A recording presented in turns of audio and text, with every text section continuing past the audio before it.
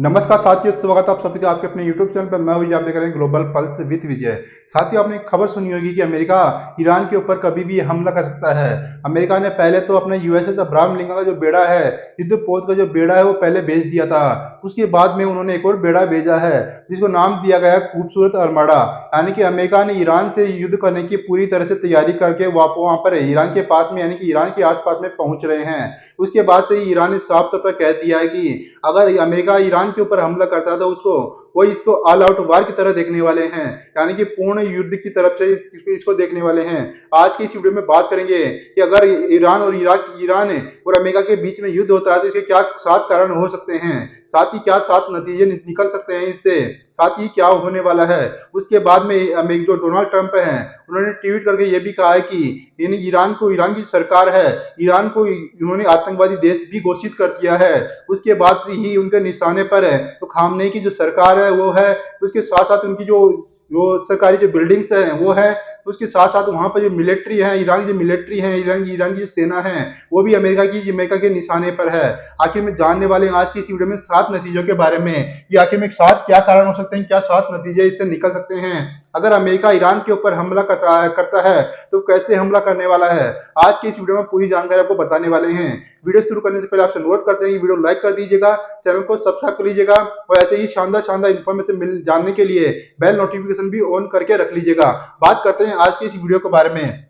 सबसे पहले आप ये देख लीजिएगा ट्वीट है, यहाँ पर डोनाल्ड ट्रंप ने साफ तौर पर कहा है कि उनके पास बहुत ज्यादा ऑप्शंस हैं। President Donald Trump is waiting range of options which could happen all together in और कॉम्बिनेशन है, यानी कि डोनाल्ड ट्रंप के पास बहुत सारे ऑप्शंस हैं कि वो कैसे ईरान के ऊपर हमला कर सकते हैं, कैसे उनके पास ऑप्शंस हैं। यानी कि among the request would involve secretly sending in USA, यानी कि अमेरिका जिस तरह से वेनेजुएला के अंदर उन्होंने वो किया, जो किया था, उनके जो राष्ट्रपति को उठा लिया था, ठीक उसी तरह से भी अमेरिका ईरान के अंदर भी कर सकती है। इसके साथ साथ ही कमांड डेस्ट to the Iranian nuclear programme है, इसके साथ साथ ही ईरान के जो न्यूक्लियर प्रोग्राम है उनको भी अमेरिका की सेना के द्वारा नष्ट किया जा सकता है सीक्रेट तरीके से। Another option would be series of strike against military and other leadership targets है। इसके साथ ही उनके पास एक ये ऑप्शन भी है कि वो ईरान की जो मिलिट्री सेना है, उसके साथ सेना के साथ साथ जो लीडर्स हैं उनके ऊपर भी मिसाइल अटैक भी कर सकते हैं। इसके साथ ही जो turmoil that it could create the conditions on ground और ईरानियन सिक्योरिटी फोर्सेज और others forces to remove the 86 year old, यानी कि वो एक तरह से कह सकते हैं कि वो धरती के थ्रू भी, यानी कि आसमान के थ्रू, धरती के थ्रू भी युद्ध कर सकते हैं। तो फेस टू फेस युद्ध लड़ा जाता है, ऐसा भी उनके पास ऑप्शन है। Israel is placing the third option है, it want the United States join in re striking Iran ballistic missile programme है, यानी कि उसके बाद में इजराइल ने कहा है कि अमेरिका ईरान के जो बैलिस्टिक मिसाइल प्रोग्राम है उसको भी नष्ट कर दे, उसके ऊपर अटैक कर सकते हैं।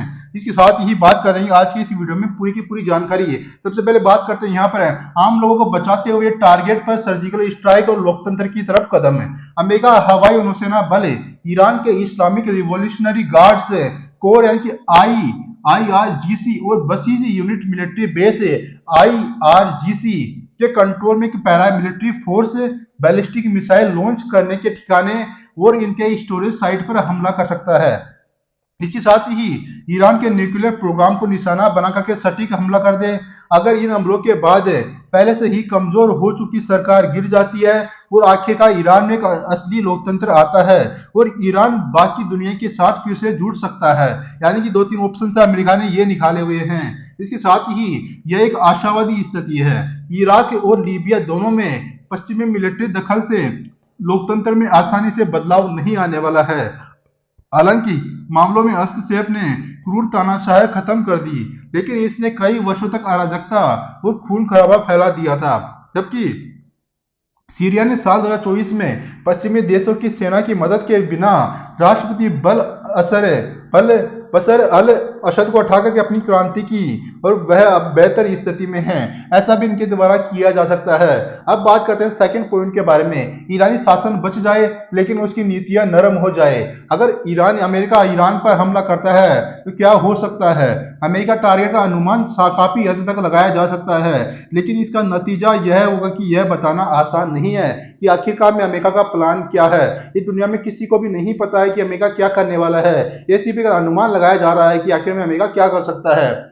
साथ ही अमेरिका कहां कर सकता है हमला, इस्लामिक रिवोल्यूशनरी गार्ड्स कोर्स पे, वो साथ ही बसीज यूनिट मिलिट्री बेस पर सर्जिकल स्ट्राइक कर सकता है। साथ ही बैलिस्टिक मिसाइल लॉन्च करने के ठिकानों पर और इनकी स्टोरेज साइट्स पर भी हमला अमेरिका द्वारा किया जा सकता है।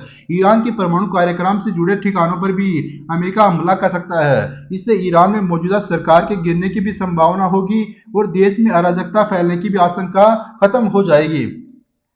इसके साथ ही वेनेजुएला मॉडल की भी संभावना है। अमेरिका कार्रवाई के बाद ईरानी सरकार बच जाए लेकिन उसकी नीतियां बदल जाए। ईरान मध्य पूर्व में हथियारबंद गुटों को मदद देना कम कर दे। इस स्थिति में ईरान अपने घरेलू परमाणु और मिसाइल कार्यक्रम को रोक सकता है।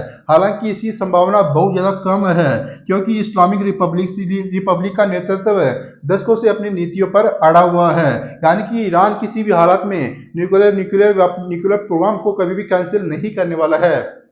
साथ ही खाड़ी में अमेरिकी सहयोगियों से में डरे। ईरान ने अमेरिका के किसी भी हमले का बदला लेने की कसम खाई हुई है और कहा कि उसकी उंगली ट्रिगर पर है। अगर अमेरिका ईरान के ऊपर हमला करता है, एक भी मिसाइल दागता है, तो वो इसे ऑल आउट वार की तरह लेने वाले हैं। यानी कि उनकी जो उंगली है ट्रिगर पर है। साथ ही खासकर बहरीन और कतर में अमेरिकी बेस और ठिकाने फैले हुए हैं। ईरान किसी भी ऐसे देश के कुछ अहम इंफ्रास्ट्रक्चर का भी निशाना बना सकता है। साल 2019 में सऊदी अरामको के पेट्रोकेमिकल ठिकानों पर विनाशकारी मिसाइल और ड्रोन अटैक हमला भी किया गया था। इन हमलों में सऊदी को दिखाया गया कि वे ईरानी मिसाइलों के सामने कितने ज्यादा कमजोर है। इसके साथ ही अमेरिकी हमलों के नतीजे में ईरान में अराजकता की आशंका की संभावना भी बढ़ सकती है। ऐसे में कुर्द, बलूच और अन्य अल्पसंख्यक देशव्यापी सत्ता के खालीपन के बीच अपने लोगों की रक्षा करना चाहेंगे। अराजकता और भ्रम में जातीय तनाव सशस्त्र संघर्ष में बदल सकता है। मध्य पूर्व में आबादी के लिहाज से सबसे बड़े देश में अराजकता से मानवीय और शरणार्थी संकट भी पैदा हो सकता है। ऐसे भी संभावनाएं जताई जा रही है। अब बात करते हैं तीसरे पॉइंट के बारे में, लेकिन उससे पहले ईरान के मामलों में इसका मतलब यह होने वाला है कि इस्लामिक रिपब्लिक बच जाएगा, जो बड़ी संख्या में ईरानियों को संतुष्ट नहीं करेगा, लेकिन उससे पूरे मिडिल ईस्ट में हिंसक मिलिशिया को दिए जाने वाले समर्थन को भी कम कर सकता है। साथ ही ईरान को अपने घरेलू परमाणु और बैलिस्टिक मिसाइल कार्यक्रम को रोकना या फिर कम करना होगा। साथ ही विरोध प्रदर्शनों पर अपनी दमनकारी कार्रवाई में भी ढील देनी होगी, तभी यहाँ पर मामला थोड़ा शांत हो सकता है।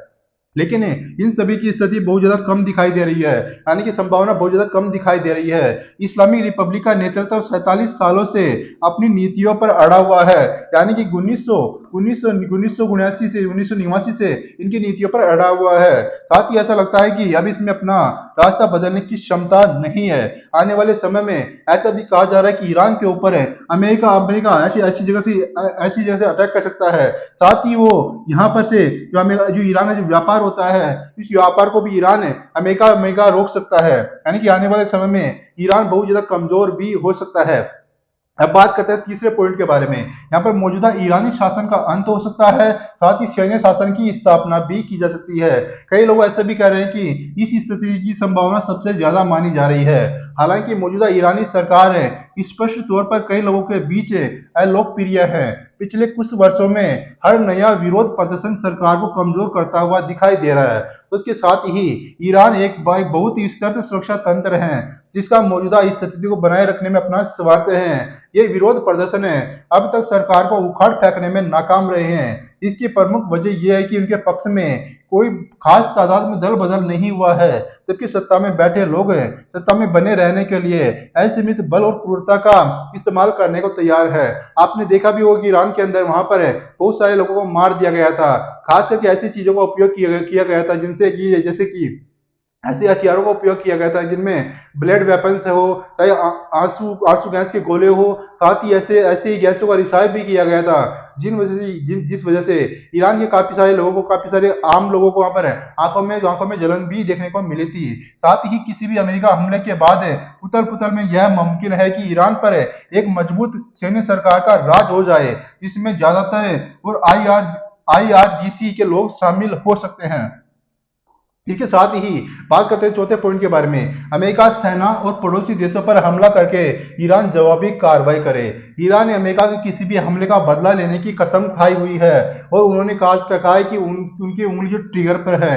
यह स्पष्ट है कि अमेरिका नौसेना और वायुसेना की ताकत का मुकाबला नहीं कर सकता, लेकिन फिर भी वो अपनी बैलिस्टिक मिसाइलों और ड्रोन के जखीरे से हमला कर सकता है। इन हथियारों में से कई गुफाओं, जमीनों के नीचे, दूर दराज के पहाड़ों में भी छिपाकर रखे गए हैं। खाड़ी के अरब सागर की तरफ अमेरिकी सेना बेस वो ठिकाने फैले हुए हैं, खास करके बहरीन और कतर में। लेकिन अगर ईरान चाहे तो वह किसी भी ऐसे देश के कुछ अहम इंफ्रास्ट्रक्चर को भी निशाना बना सकता है जिसे वह अमेरिकी हमले में शामिल मानता है, जैसे कि जॉर्डन। यानी कि आने वाले समय में अगर अमेरिका ईरान के ऊपर हमला करेगा तो ईरान इसका जवाब देने के लिए जॉर्डन जैसे देशों पर भी हमला कर सकता है, मिसाइल अटैक भी कर सकता है।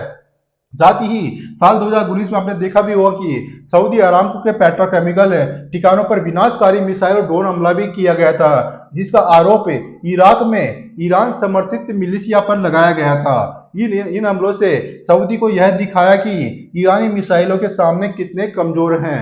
खाड़ी में मौजूद ईरान के अरब पड़ोसी देश, जिसमें सभी अमेरिका के सहयोगी हैं, स्वाभाविक रूप से अभी बहुत ज्यादा घबराए हुए दिखाई दे रहे हैं। उन्हें ऐसा भी डर है कि कोई भी अमेरिकी सैन्य कार्रवाई उन्हीं पर भारी पड़ सकती है। यानी कि अमेरिका भी खौफ में है, अगर उन्होंने कार्रवाई की, क्या ये कार्रवाई उल्टी ना पड़ जाए। साथ ही वो बात करते हैं अगले पॉइंट के बारे में। ईरान खाड़ी में माइन बिछा करके जवाबी कार्रवाई करे। यानी कि ईरान साल 1980 से 88 के ईरान इराक युद्ध के बाद से ही ग्लोबल शिपिंग तेल सप्लाई के लिए एक संभावित खतरा बना हुआ है। जब ईरान ने सच में शिपिंग लेन में माइन बिछा दी थी और रॉयल नेवी के माइन स्वीपर्स ने उन्हें हटाने में मदद की थी। ईरान और ओमान के बीच में होर्मुज का संकरा, जो कि जल मध्य एक महत्वपूर्ण चौक पॉइंट है, उनको भी निशाना बना सकता है। दुनिया के लगभग 20% लिक्विफाइड नेचुरल गैस एक्सपोर्ट और 20 से 25% तेल उत्पादन हर साल इसी से होकर गुजरता है। यानी कि ईरान होर्मुज को भी निशाना बना सकता है। ईरान के साथ साथ ही अमेरिका होर्मुज को भी निशाना बना सकता है, जहां से लगभग दुनिया का 20 से 25% तेल भी निर्यात में किया जाता है। साथ ही यहाँ पे ईरान ने समुद्र में तेजी से माइन बिछाने का अभ्यास भी किया हुआ है। अगर वह ऐसा करता है तो इसका असर निश्चित रूप से दुनिया के व्यापार और तेल की सप्लाई और कीमतों पर पड़ने वाला है। अगर ईरान और अमेरिका के बीच में युद्ध होता है तो यहाँ पर भी बहुत ज्यादा दुनिया में तेल की कीमतें भी बढ़ सकती है। इसके साथ ही जो आप भी देख रहे हो स्टेट ऑफ होर्मुज आप देख रहे हो, यहाँ से बहुत ज्यादा विवादित है। यानी कि अगर ईरान चाहे, दुनिया पर कब्जा करना चाहे, तो यहाँ पर स्टेट ऑफ होर्मुज के ऊपर लगाम लगा सकता है। अगर इसके ऊपर लगाम लगा लिया ईरान ने तो यहाँ पर दुनिया का 20 से 25% दुनिया में जो तेल जाता है उसके ऊपर रोक लग जाएगी। यानी कि ईरान को दबाना इतना आसान अमेरिका के लिए बिल्कुल भी नहीं होने वाला है। साथ ही बात करते हैं अगले पॉइंट के बारे में। यहाँ पे ईरान जवाबी कार्रवाई करते हुए एक अमेरिकी युद्धपोत को डुबो दे। यानी कि खाड़ी में एक जंगी जहाज पर सवार एक अमेरिका नौसेना के कैप्टन ने एक बार मुझसे यह कहा था कि ईरान से जिन खतरों के बारे में उन्हें सबसे ज्यादा चिंता रहती है उनमें से एक है स्वार्म अटैक।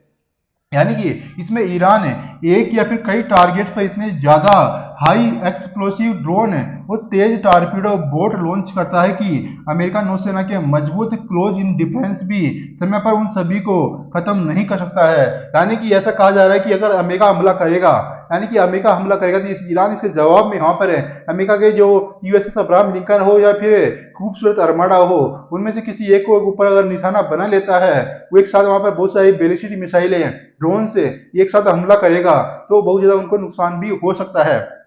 इसके साथ साथ यह भी कहा जा रहा है कि आईआरजीसी नौसेना ने खाड़ी में पारंपरिक ईरानी नौसेना की जगह भी ले ली है, जिसके कुछ कमांडरों को शाह के समय में डार्ट माउथ में ट्रेनिंग दी गई थी। ईरान के नौसैनिकों ने अपनी ज्यादातर ट्रेनिंग परंपरागत या फिर बेमेल युद्ध पर केंद्रित की थी। अपने मुख्य दुश्मन अमेरिका नौसेना के 5वें बेड़े को मिले तकनीकी फायदों को दूर करने और उनसे बचने के तरीकों पर ध्यान दिया गया था। एक अमेरिकी जंगी जहाज का डूबना और उसके क्रू के बचे हुए लोगों का संभावित रूप से पकड़ा जाना अमेरिका के लिए बहुत बड़ी शर्मिंदगी होने वाली है। अगर ईरान अमेरिका के एक भी यूएसएस अब्राहम लिंकन या फिर खूबसूरत अरमाडा को, दोनों में से किसी एक को भी डुबा देता है या फिर काफी अच्छा नुकसान पहुंचा देता है, तो इससे अमेरिका की बहुत बड़ी बेइज्जती भी हो सकती है। हालांकि इस तरह की स्थिति की संभावना बहुत कम मानी जाती है, लेकिन साल 2000 में अदन बंदरगाह में अल कायदा के आत्मघाती हमले में अरबों डॉलर की डिस्ट्रॉयर यूएस कोल बुरी तरह से क्षतिग्रस्त हो गया था। इसमें 17 अमेरिकी नाविक भी मारे गए थे। उससे पहले साल 1987 में एक इराकी जेट पायलट ने गलती से एक अमेरिका जंगी जहाज यूएसएस स्टार्क पर दो एक्सोसेट मिसाइलें दाग दी थी। इसमें 37 नाविक मारे गए थे। यानी कि इन्होंने हवाला देते हुए कह रहे हैं कि ईरान बिल्कुल भी पीछे नहीं हटने वाला है।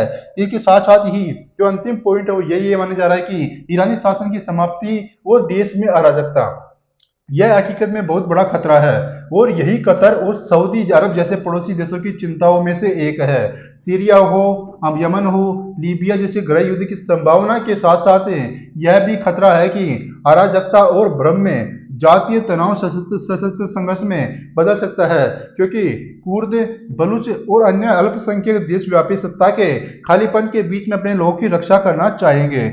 उसके साथ यह भी कहा जा रहा है कि मध्य पूर्व का अधिकांश हिस्सा निश्चित रूप से इस्लामिक रिपब्लिक से छुटकारा पाकर के खुश हो जाएगा। खास करके इजराइल, जिसने पहले ही पूरे क्षेत्र में ईरान के प्रॉक्सी को काफी नुकसान पहुंचाया है, जो ईरान के संदिग्ध परमाणु कार्यक्रम को अपने अस्तित्व के लिए खतरे के तौर पर भी देखा करता है। लेकिन कोई भी आबादी के हिसाब से मध्य पूर्व के सबसे बड़े देश ईरान, जिसकी आबादी 9 करोड़ से ज्यादा है, उसे अराजकता में डूबते हुए नहीं देखना चाहेंगे। इससे मानवीय और शरणार्थी संकट भी पैदा हो सकता है।